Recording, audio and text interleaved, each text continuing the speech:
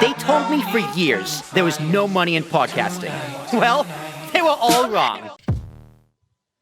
Ladies and gentlemen, welcome back to Talkin' with Tarashuk. I, of course, am the Tarashuk in the title, Will Tarashuk, the founder of Ambiguous Podcast Solutions. And today I am speaking with Kendrick Thomas. Kendrick is a school administrator, a certified life coach, speaker, and mentor. He leads the G.R.E.A.T Boys Club, that's G.R.E.A.T, and is it Alief, A-L-I-A-I, how do you say that, Alief? Yes, sir, Alief. Alief ISD, and works countless hours speaking with at-risk youth leaders on his campus, his district, and throughout the entire city of Houston, Texas. He is also the host of the Daily K podcast. Kendrick, Yes, thank you so much for being here. I am so excited to talk to you because it's a little bit different, a little bit out of my wheelhouse, but that is the whole point of this show. People I find interesting, and you, of course, went to your website and I found plenty to be interested in. So please introduce yourself to the Ambiguous Nation.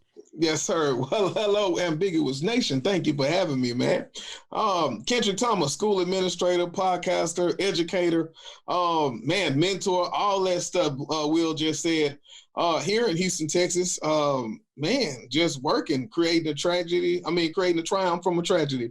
That's pretty much it, man. I mean, everyone has their personal tragedies. I can go through my whole sob story on my personal tragedies, but I have a whole solo show. I talk to myself all about that. So we'll spare me mine.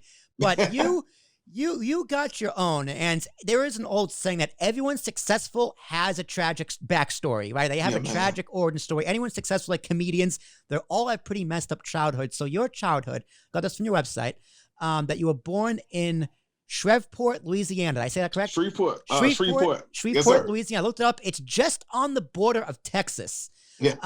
To a single mother at the age of 15, facing violence, murder, drugs, and gangs daily. Yes, now, I don't know the mean streets of Shreveport, but please elaborate. Tell us, what was it like growing up for you? It was kind of crazy, man. Raised, in the African American family, grandma is the is the staple, right? So I lived with grandma.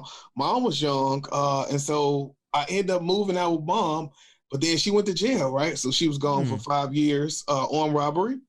And so then that put me back with grandma. And so then growing up in the neighborhood with her. But when mom get out, this is only 7 years later. So here she is, I think I was 1992, I was 12. And so she's 15 years older. And so then I'm living back with her. We move into a bad neighborhood, man. And it was, that's what I kind of learned. You had to grow up real fast, from getting my first gun at like 13, 14 years old, and burying it before you go to school and all these type of things, man. It was real. So you grew up with grandma. Mom went to prison. How old were you when she went to prison? I was, I want to say 8. 8. And no father's not in the picture. No, I never met my dad. Wow. See, I can't even imagine. So how difficult was that? Like, what kind of impact do you think that had on you as an adult? So talk to me, and how that experience shaped you who you are today, because there's plenty of people out there who just can't recover from a childhood. Like, we talk a lot about the nuclear family and how important that is, and it's so hard to break that mold. So how did you do it? What is the key to your success? Because even just speaking to you for 5 minutes now, I never would have guessed. Yeah, man. I really think, and I talk about this a lot when I go out to schools, when I'm talking to boys, it's really just intrinsic motivation and just understanding like the burden that was placed on me as being the first person to go to college, as having nieces and nephews that are coming up, and what do I give them to see? What do they remember about Uncle D? Because I don't have children of my own. And so then it's like, what am I giving them? But also without having children, like, what do I want to leave as what people would know about me outside of that? And so, man, I think I was going down the path of not a good place. And like I said, a few things happened where I had to grow up. And after that, I just understood that it's bigger than me. And I became an educator. So how did that happen? How did you become a school administrator? And what does that mean? Like, what exactly do you do and I guess administrate? Yeah. Right now, I am assistant principal of Hicks Elementary. And so we have around 700 students. I have 2 partners. Man, and when I tell you, it's real as far as elementary, pre-K to fourth grade. And so, man, I'm pushing every day. But I will tell you, the way that I became an administrator and educator was I was going to school in Shreveport, Louisiana. And they called me in and they said Thursday that my classes would be dropped if I didn't pay the full balance that night. And so, dude, I had a decision to make because mom wasn't working. I was taking care of the family. I needed that money for her, so then classes were dropped. I talked to my friend Will Thursday. He said, man, I just moved down to Houston. I'm living with my in-laws, but if you want to come down here and finish school, you're welcome. He picked me up that Tuesday, September 3rd, 2003. 4 days later, dude, I haven't been back home since. And that was it, man. So I started school. So he picked me up September. January, I started school 2004, and I finished December 2008 and became a teacher. And was that was higher education, or was that just standard? Yeah, that was higher education. Higher education. So what was school like for you as a kid? Did you like school? Was school tough? Yeah. Man, I was, coming from my background, you think about those transient kids, right? So I had 2 elementary schools, I had 2 middle schools, and I had 2 high schools. And so just moving a lot, you build enough friends on each side of town, but it's also taking that time to make those friends. But I talk to my kids about college all the time. Dude, I didn't know anything about college until March of my senior year. Wow. I just happened to ask my brother, my god brother, I said, well, man, what you doing after you graduate? He said, dude, I'm going to college. And I said, what's that? And so it wasn't through the school. I can't even remember like college drives or anything, but it was just his family. That's what they did. They went to college. And I asked him, what was college? And it was from that conversation that sparked me to take the leap from high school to higher education. That's good. See, like not even like college football. Like you're from the South, man. Like college football is huge down there. Like nothing. No, I was trying to survive, brother. Oh man, I couldn't watch. My Saturdays consist of trying to make sure I get some money or something. Like, dude, I was, but when I graduated, I was living on my own. Like I had a roommate, and so I was paying bills. I was hustling. I was trying to make it happen, brother. And so that was my life. All right. So what? So you're a school administrator now. You work from K to 4th grade. Yeah. Is that just the way? Like, does the elementary school cut off at 4th grade, or does it go to 5th? Because most, like my school is K to 5, 6, 7, 8, and then 9 to 12. Yeah, there are variations. Just depending on your district. We do have some that go pre-K to 5, only K to 5 with pre-K centers in different places. So just different ways. I think my mom was an adjustment counselor at a high school. Middle high school. So it was 7 to 12. Yeah. So the elementary schools were K to 6 because they just didn't have enough like funding for more schools, and the town wasn't that big. But wild. This is how the school is different. So do you oversee one district, a county, one school? How is that divvied up? One school. So within is So ISD is independent school district, and so within there, maybe like 70 schools or so. I can't really remember the number off top, so don't quote me. But I want to say at least 70 schools, and a bunch of employees, man, maybe more. Do you prefer that? The kind of more of like a core setting as opposed to bouncing around all over the place? Yeah, man. I think you mean with students, or you mean with just life? Students particular. Oh yeah. Yeah, man. I think kids need consistency, they need safety, right? And so the more they don't have to worry about that, the more they can worry about learning. And so yeah, you gotta have it like that. And no kids of your own. Why? Like how like for someone who works so much with kids, I'm assuming you love kids. Yeah. This never worked out? No, man. No. I think if it was supposed to, it would. So, man, Or you can look You at, know? listen, I got thousands of kids. They're just Yeah, all over that's the it. place. Look, I got man. them for a short time. Then you got them for 18 years plus. I got them for 5. That's it, man. I come in, I even go, back 2008, 2009, I get people, kids that still call and kind of give me updates or, Yeah. so lasting connection, man. I mean, there's everyone can tell you their favorite teacher and their least favorite teacher. Yeah. Right. And as a teacher, you got to go, okay, where do I fall on that spectrum? Yeah, My favorite teacher, second grade, Machine, the greatest teacher ever. Yeah. Just the sweetest. Had my brother had her. I had her. Like, she taught forever. I remember she retired. I sent her an email saying, like, listen, like, thank you. I graduated college at that point. I was like, I really wouldn't be here without you, even though it's something as so simple as a second grade teacher. Because, like, for me as a kid, I was a selective mute. So I didn't talk like like out loud until like halfway through first grade. And I remember the first day of second grade, like she had us go around like and say our names and who we were. And I know she took a pause for me because she knew who I was. She knew my brother. She knew my mom very well. And she just gave me an extra second. And like kind of was like, come on. And I said it. Yeah. And I said my name. Like, my name is William Tarashuk. And, you don't remember much from second grade, but I'll never forget that. I'll never forget my first day.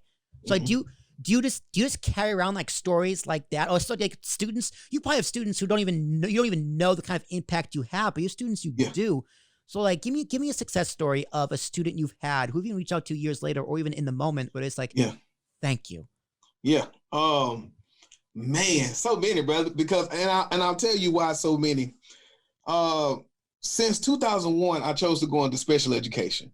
And so 2008, now I'm not. So you're thinking about starting from the bottom as a paraprofessional, as a teacher's aide, teacher's assistant.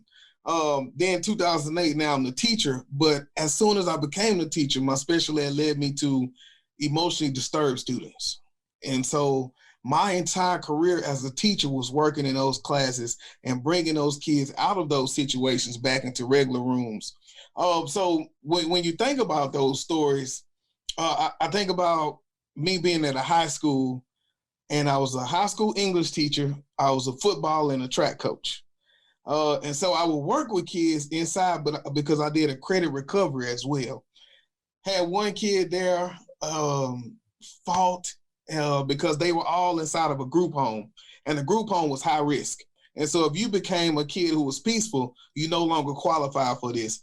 Dude, I would bring those kids in. It was one kid, he started at a 9th grade my first year. By the end of my second year, he was graduating, and so he moved to Wichita, but he would still find me. One time he would find me on social media and just continue to reach out to me. Man, so many kids where they, even from my football players that are in the NFL, reaching back out. Coach T, well, thank you for this. So many stories, man, of just pouring out.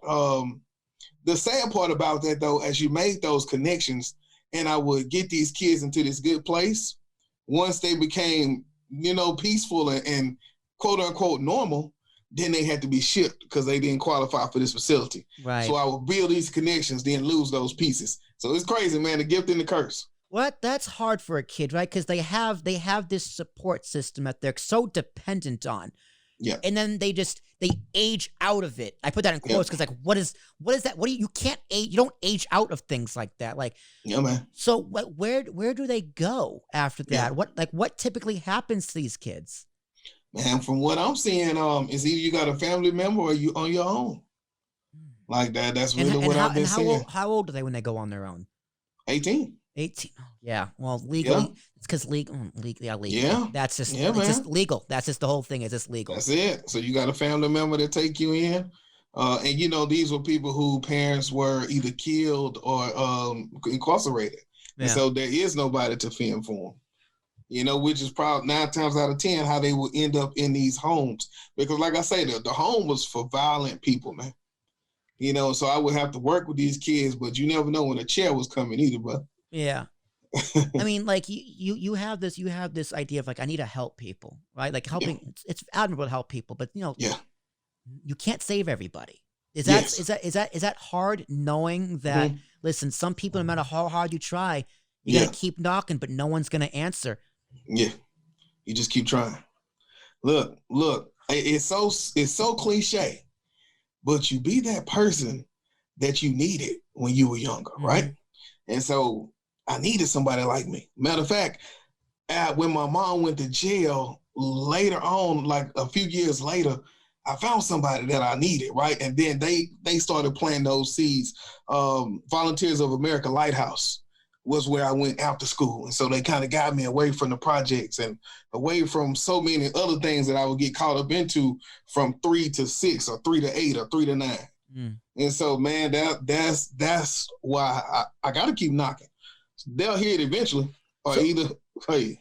What drives you to keep knocking? Is it the kids you want to help? Is it your past experiences? Is it a little bit of everything, or is it something we haven't talked about yet? Man, I think it's a little bit of everything, man, because you can't.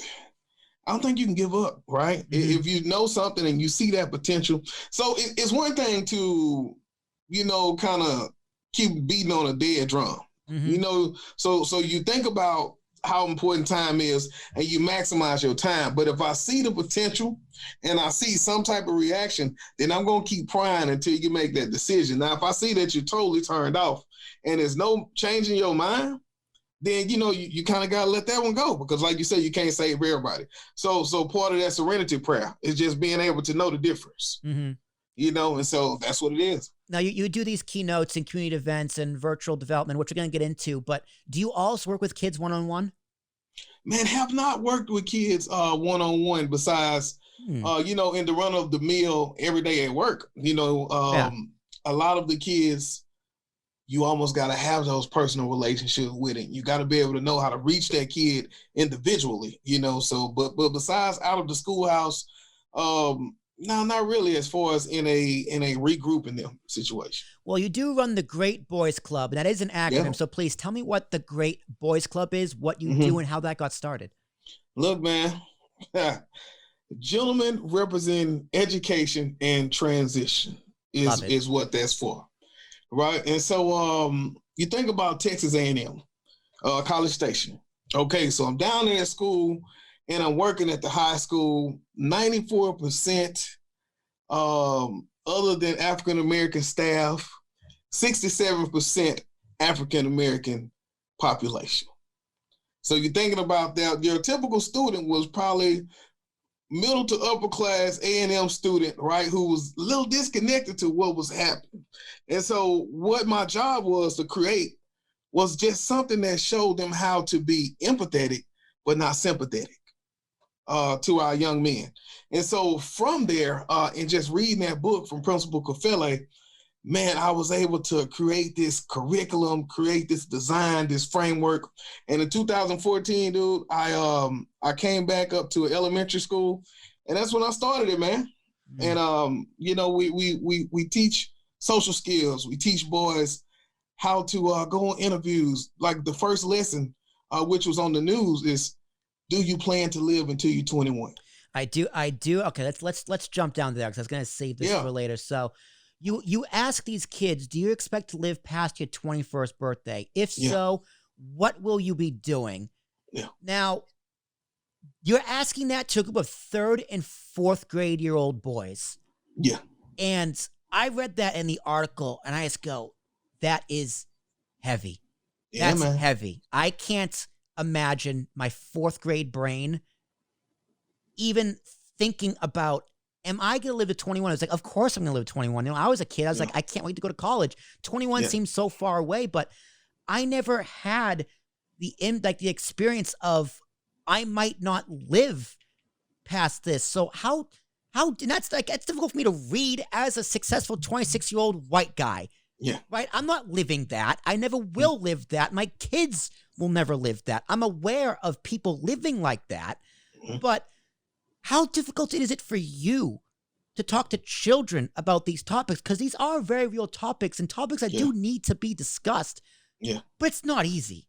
No, it's not easy. But the thing is, it's a reality, right? When I was 12, I was driving my mom's car, and my brother was in the back seat. He was 8. Some people shot through the back window.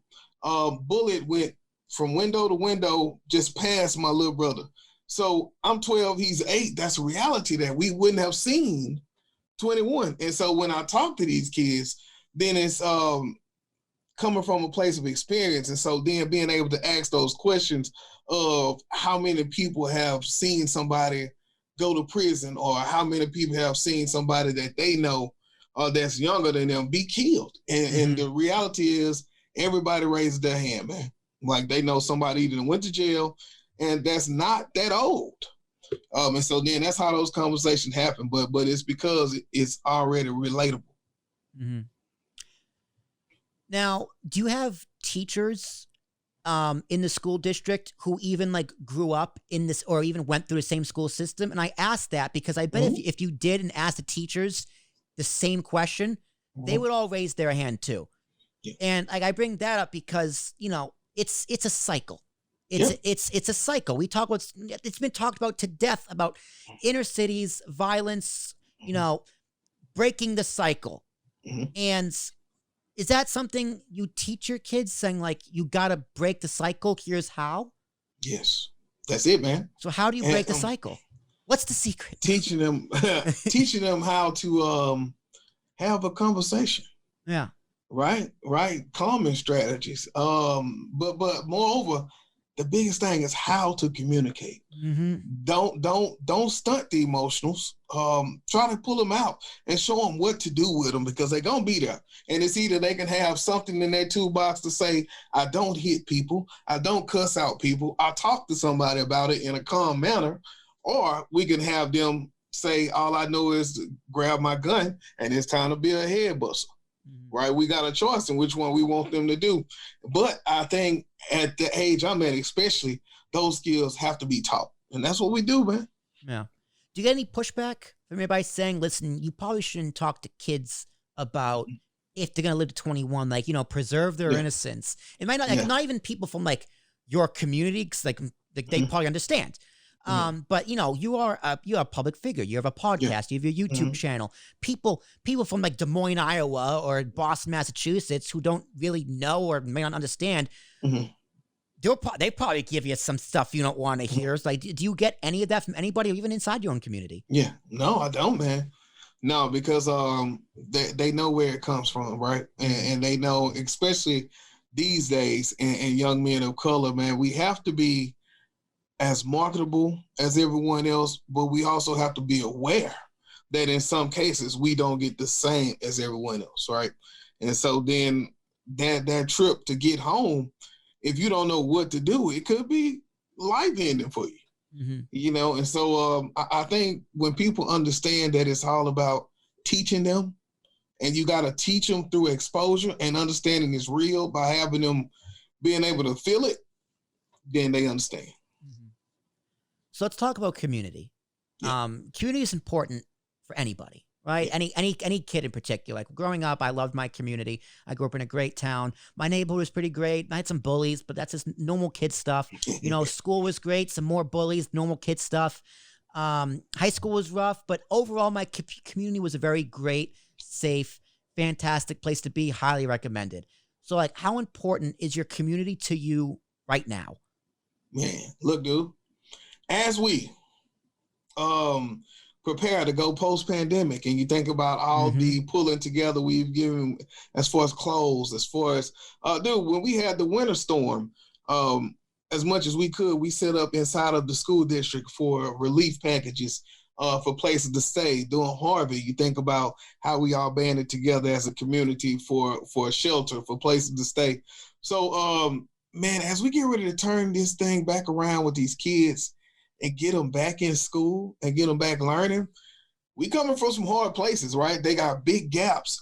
And so it's only through schools, through prominent figures in the community working together and empowering these kids, getting them excited about coming back, do they become successful.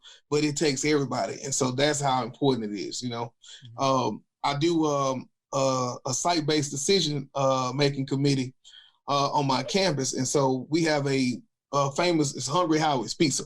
And so but he's really big in the community. And so I just brought him on to be a part of that committee and come into the schools, right? Because that's how important it is. And so then when it's time to do events or things, we already got a partner, but it's all about getting those kids excited. So it take everybody, man. Mm-hmm. No, you give so much. You give. You have to take something. How has your community benefited you? Man, something as simple as man, I remember I put out my first day of merch, man. I sold $1,000 worth, like the first few hours, man, of people just really supporting the merch, sharing the information. Man, just really put me on gigs, invite me out to places. I got like a TEDx Alief coming up October 30th where I'll be speaking.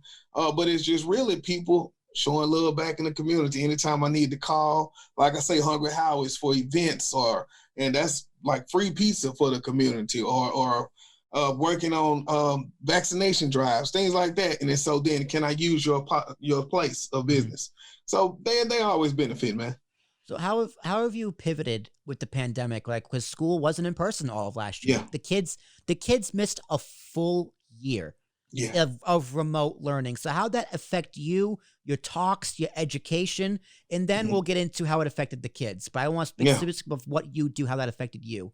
Yeah, man. When that happened, it was crazy, man. I totally shifted the platform. I learned how to go, because you're doing so much in school, I learned how to go virtual. And before I picked up the StreamYard, I would go like Skype, right? And so I had this Skype. And so I said, how can I get this out? And what I did was I set up a digital learning, man, what do you call those things, man? My YouTube thumbnails. Thumbnails, okay. Yeah, so I set up these thumbnails for digital technology, and I reached out to educators all around the country, man. And I instead of doing my regular podcast, I will only interview them. What is your school doing? How have you all shifted? What kind of resources do you need?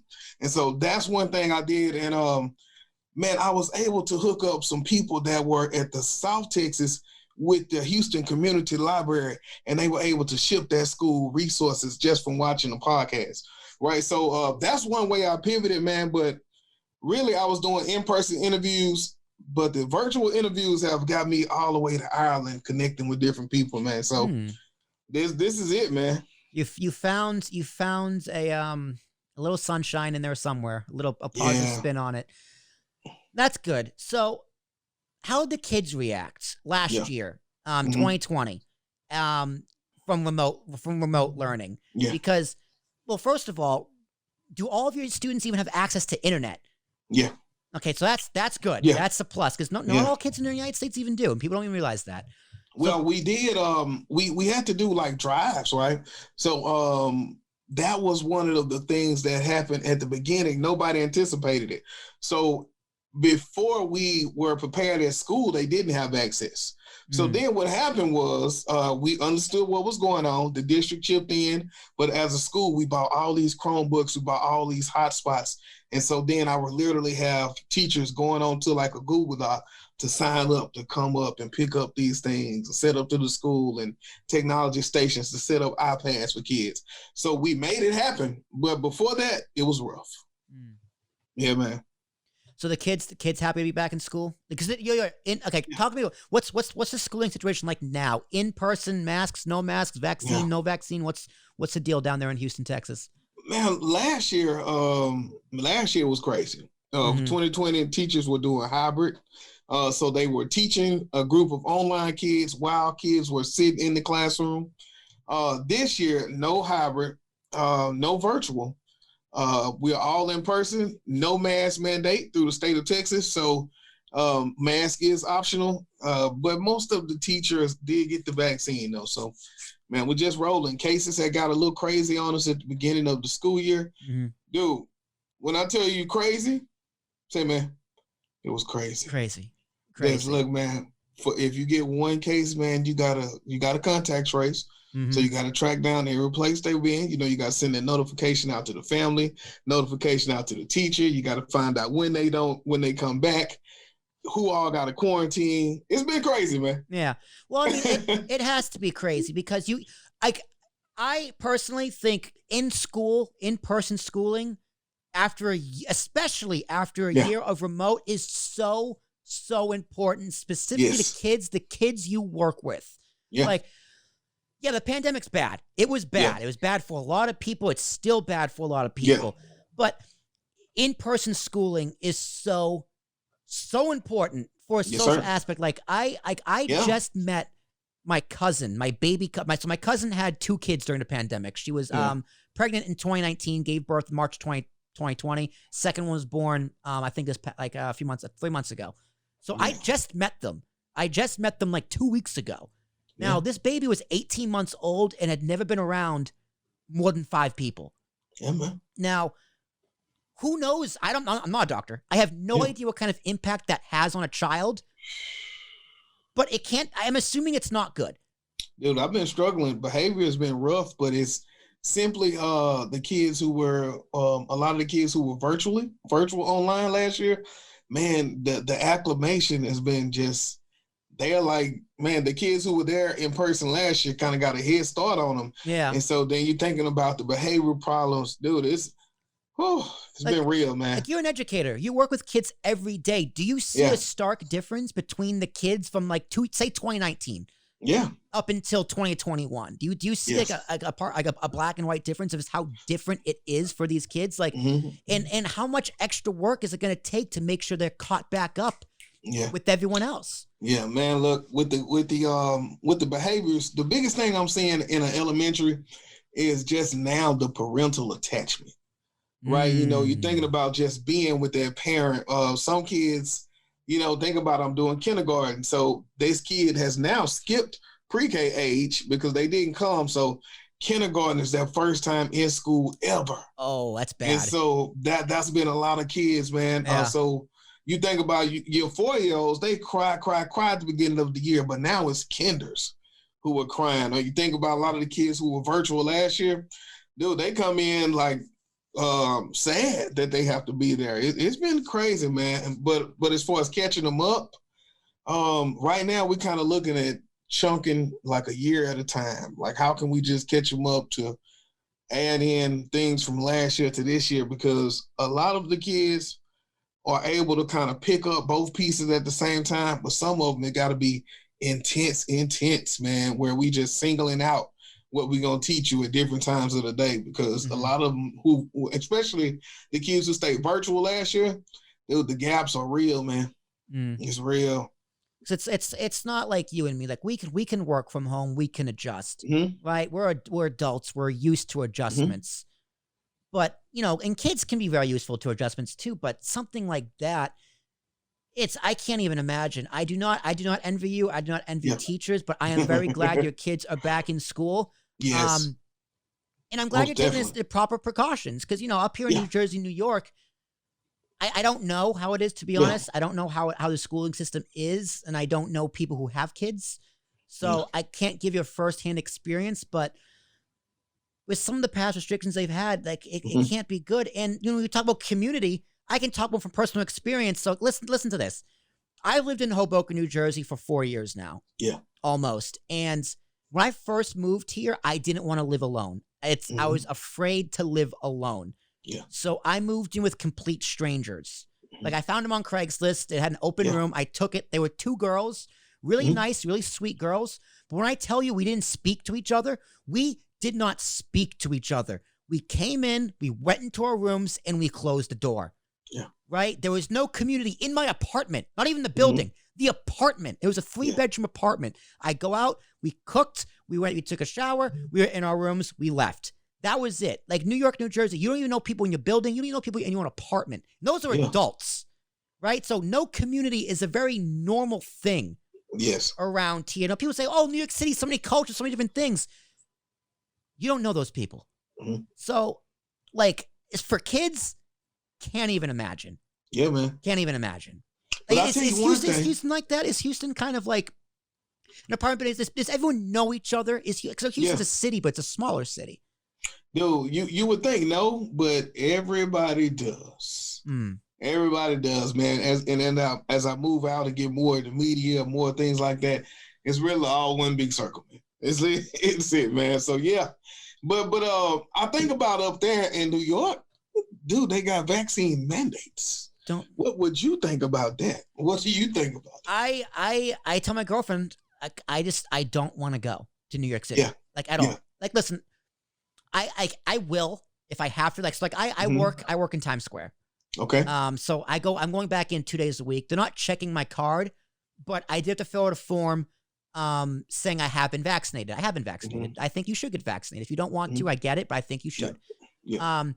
But going to a restaurant, like, so for example, my mom's birthday was in September, and we had plans to go to a Broadway show, The Lion King, which me and my mom have been dying to see.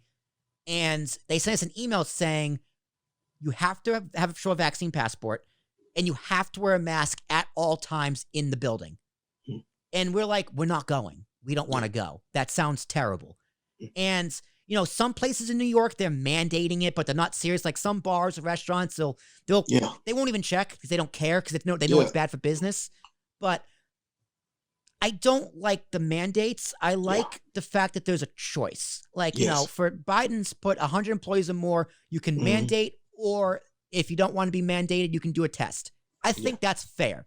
I think that's very fair. But again, you know, people are scared. People are scared. And there is not enough information out there, especially like with boosters now. There's just not enough information.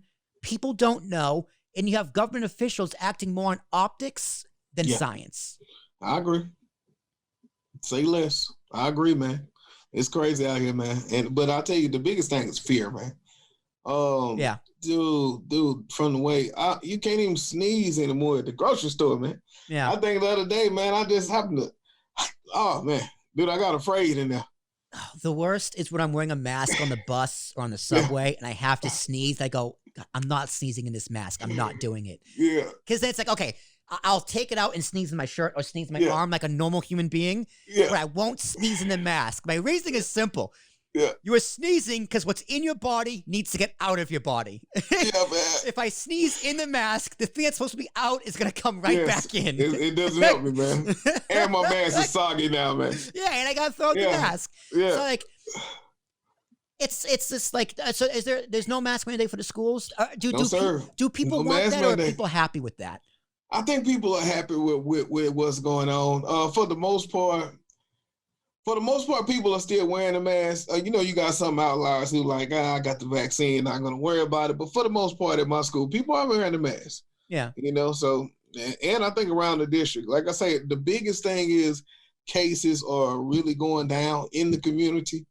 And so, look, dude, that's what's going to help. For sure. You know? And it's just take your own risks, right? Make your own choices. Yes, sir. I think that's very important as a country in general. But let's get back on track here. Okay. All right. You do this. This was great. I love that we talked about this. But keynotes. You do keynotes, community events. So the community events, you talk about social issues, parent engagement, demographics, and community involvement. Now, tell me about these events, how you came up with them. But leave out parent engagement because I want to ask you specific questions on that. So the other three, okay. tell me about those and what you do at these community events. I mean, man, whether it is a school, a lot of the times it may be just like community events. I know for my school, we do like a health and wellness day. So we have community events like that where we're simply talking about education, or we're talking about empowerment, or simply, man, motivating people, whether it's working out or doing something that they love, hell, being happy. You know, and so those are all kind of events that we were doing before the pandemic happened. And so now it's kind of been slow motion. I did do a few conferences online where it was male empowerment, where we talked about things. It was probably like an 8-hour event, and dude, it was all Black men. And we talked about stocks, we talked about health, we talked about mental health, just all, and dude, so that's what it's been like. So just being able to talk, empowering young brothers, empowering everybody really, that I can talk to in the community, man, even hooking up with like Houston Parks Board and being able to MC events with them. So just working. I love it. So is this like those kind of events where like you're speaking to like a group of kids in an auditorium? It could be an auditorium, it could be outside, it could be at the gym. You know, sometimes but most of the time in schools, community centers, churches, all those things where I can really touch people in the community. Yeah, they're very effective. They are in, like, so I remember being in high school. Some of them was like, you know, whenever in college, we had to do like the Title IX training where they don't mean it. It's just like they're doing it because they legally have to. But certain keynotes, I'll never forget this. Do you know who Chris Herron is? Oh man, He does the Herron Project. Yeah, so he is a former NBA basketball player for the Celtics who got pretty much booted from the league because he was a heroin addict. Mm-hmm. So he came in and talked to our high school juniors and seniors about how he got addicted to drugs in high school. Like he's like, my first time doing cocaine, 13 years old. What? Like, me being 16 or 17 is going like, that's crazy. I've never seen cocaine. Yeah. Right? Or like telling you how he got into college and how he played an NBA basketball game high on heroin. So like he was so open, he was so honest, he was so detailed, he was so like crazy story. And it was super impressionable on me saying, I left that auditorium going, I'm never doing drugs. Like ever, ever, ever, ever, ever. Then I learned about marijuana, and marijuana is fantastic. But like the rest of them, it was just like, okay, like but the point is, like, he was such a great speaker. He was so open, honest, and truthful, and it really did make an impact. And I'm so glad he did that. And like I remember after that day, I followed him on Facebook. I liked him on Facebook, followed him on Twitter. I've been following him throughout the years, and it is a gold mine to get him on this podcast because he is an incredible human being. So what are your key? Like, do you tell, like, what kind of stories do you tell in your keynotes? Man, that's it. One of the main ones is really talking about the biggest thing is intrinsic motivation, man. And so then just going through the story of those times when I had to really find it inside of me. For instance, when I was in third grade in Louisiana, it's this book called Ceilings. And so it takes poems from that teachers nominated. And dude, I wrote a 8-line poem called Life Is. And dude, just think about how deep that was at 8 that it was picked for this book.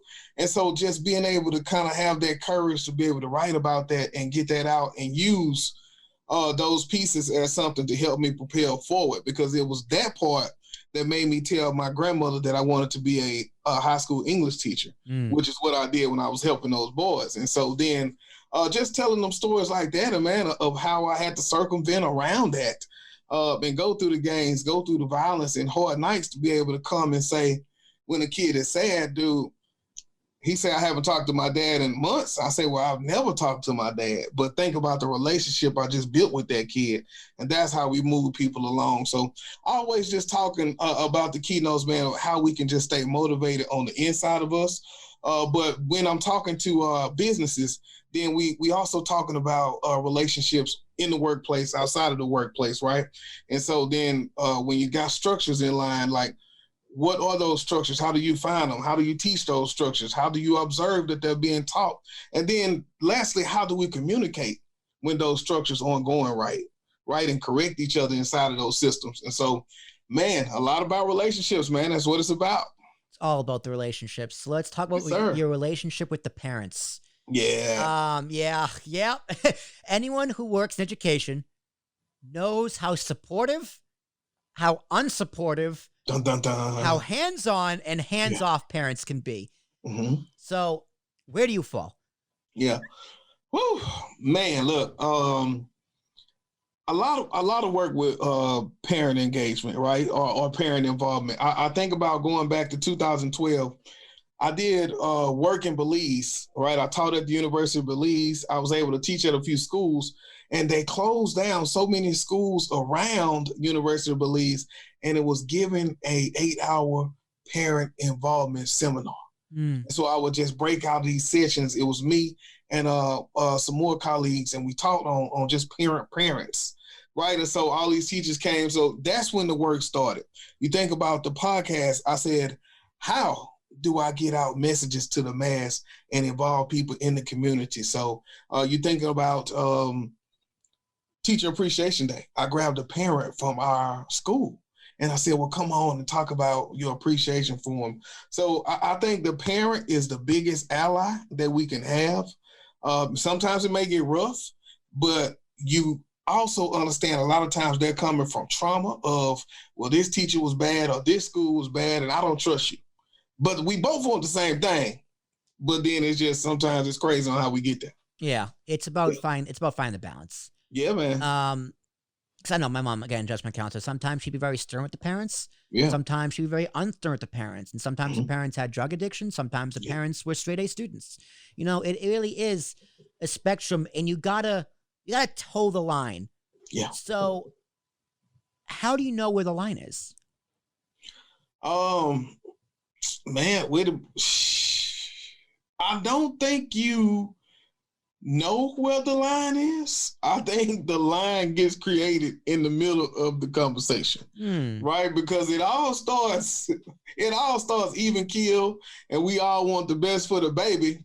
But then when you tell me, well, this ain't the right teacher for your baby, and I want her moved, and I'm telling you that's my last step when we can't like agree on something, then I think then the line is in the sand on, okay, now I got to revert back to policy and what it is, which takes away from our relationship.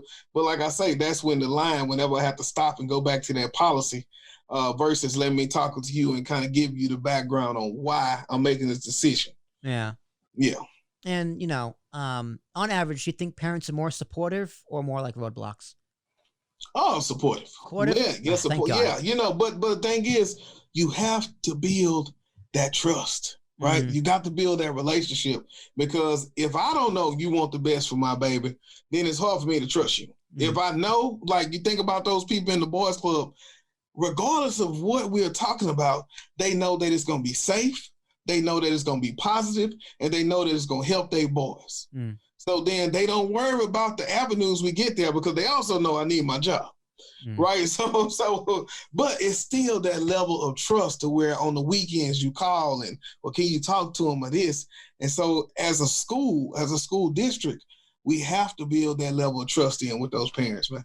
It is all about trust. And I think across the schooling industry, this is schooling in general, parents are getting more hands-on.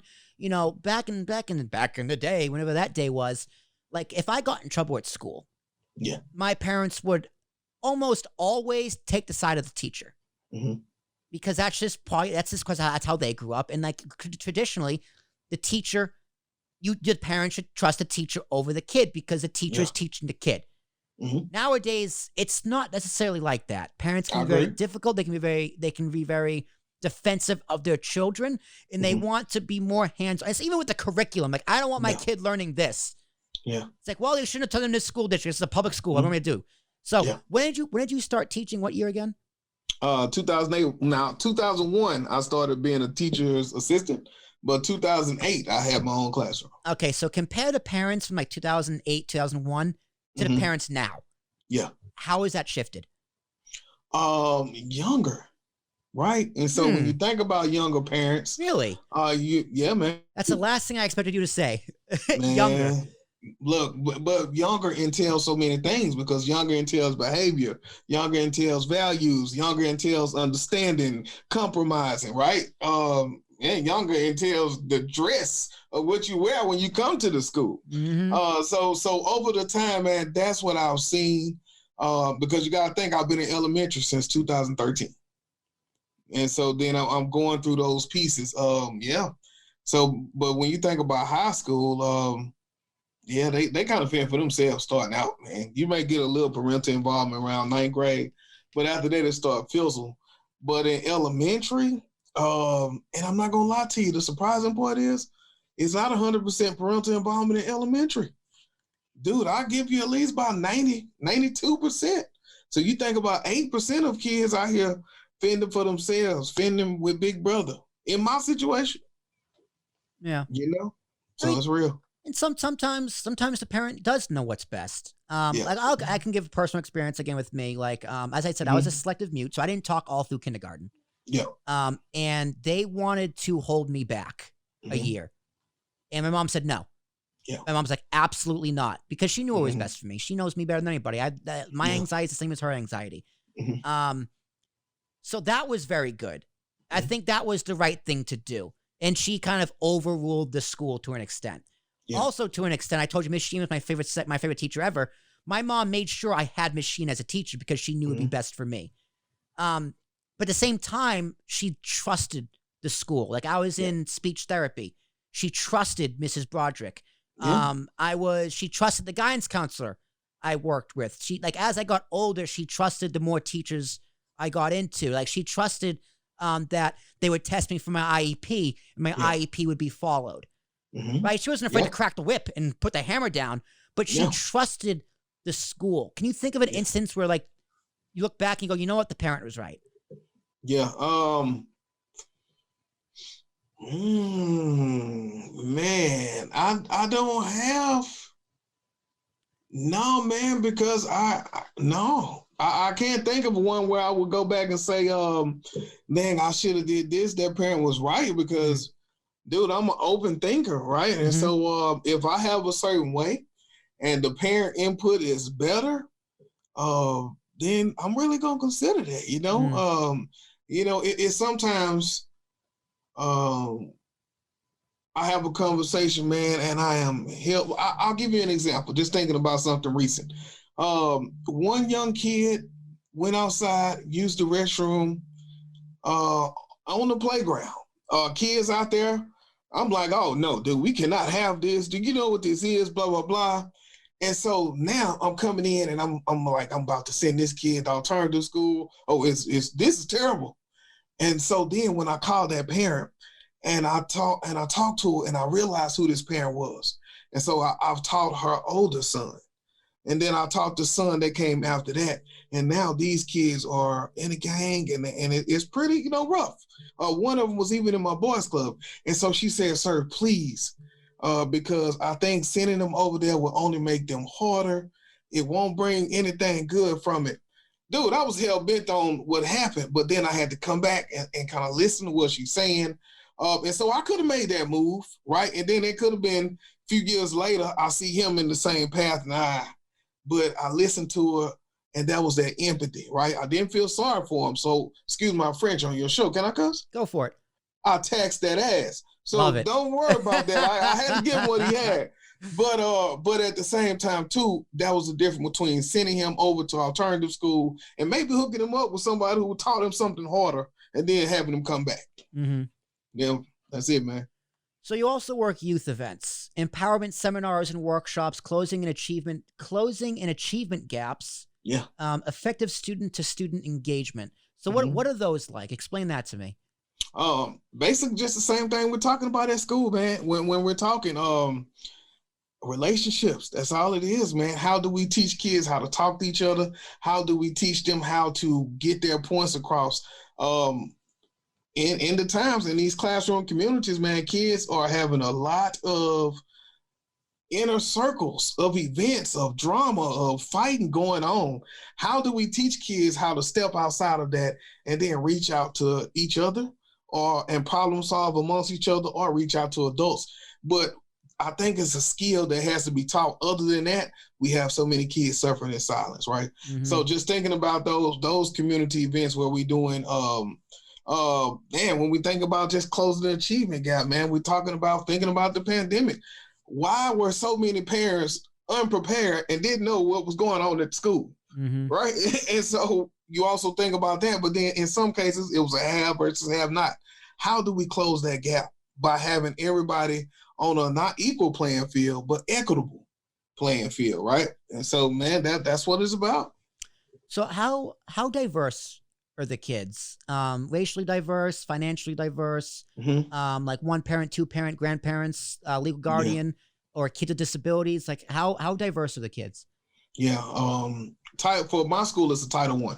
For the district, pretty much it's a Title I. So what does Title I mean? That's what I would say is like a high population of people for free and reduced lunch, which means not making a lot of money inside of the household. Yep, we had that in my school. Yep. Yeah.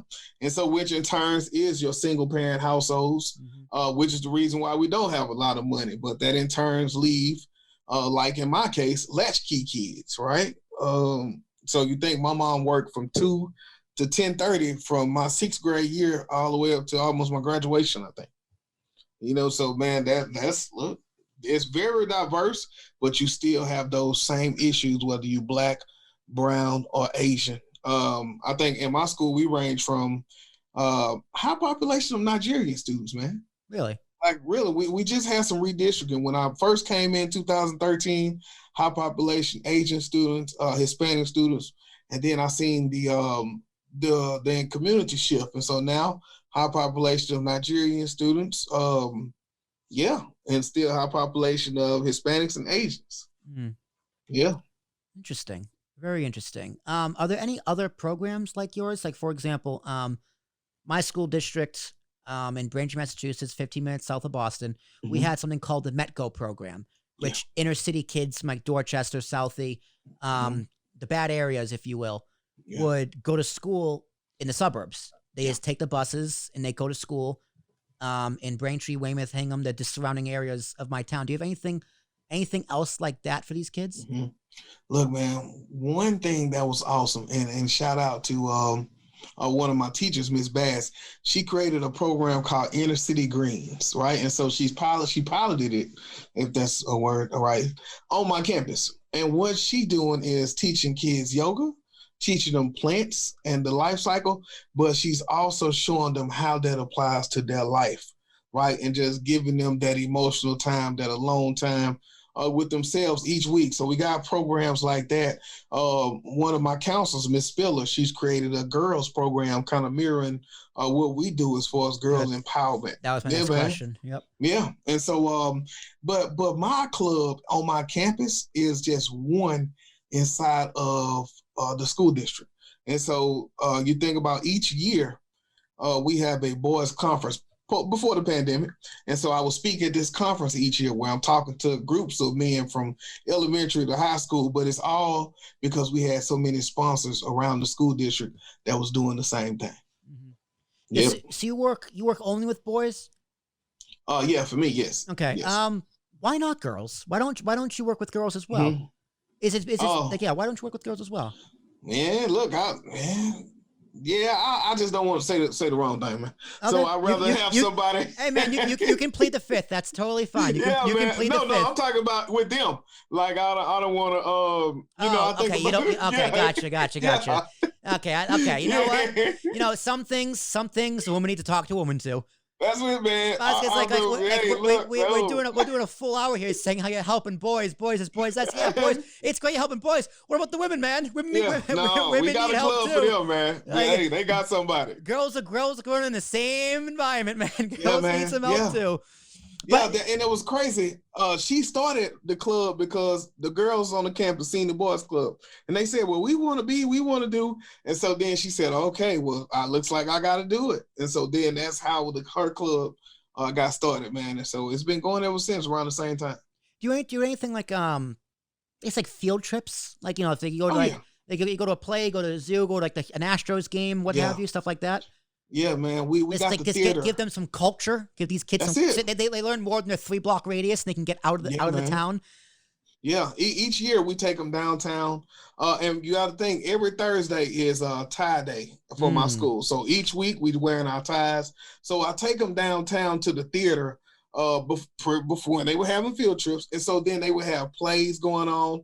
They would have like opera going on. They would also have like one time they just came up and did a performance, and they introduced each instrument to the kids, had them come up, but really giving them that experience. And then I also do a baseball game each year where I take them out and we all go. Man, and a lot of times that's still their first time going to baseball or something like that. And so getting that experience, we get the players come over, we talk to them. Dude, it's awesome. So yeah, man, we got the field trips going to try to get them that exposure, man. It's huge for a kid. I remember my first baseball game as a kid. It was one of the greatest experiences of my life.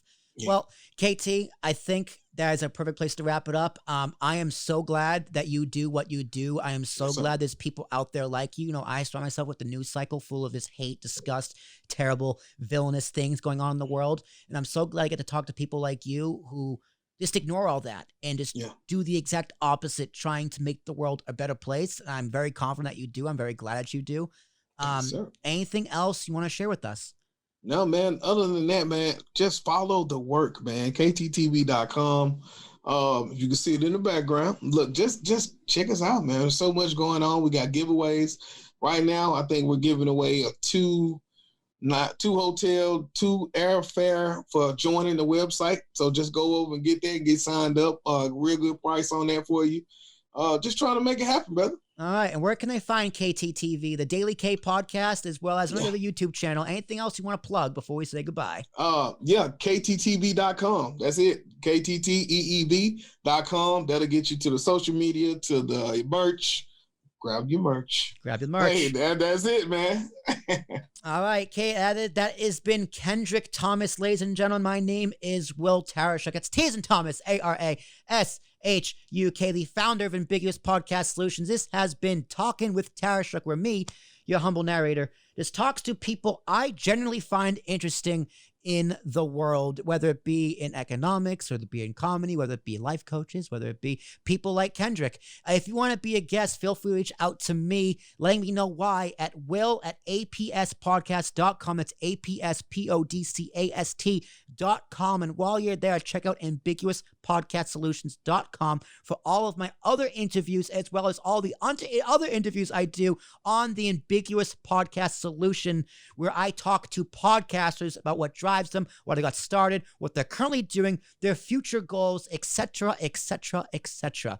Everything else from our podcast partners can be found at ambiguouspodcastsolutions.com. If you're interested in starting your own podcast or want to find ways to grow your podcast, feel free to reach out to us at info@apspodcast.com. That is all my plugs. I didn't stumble.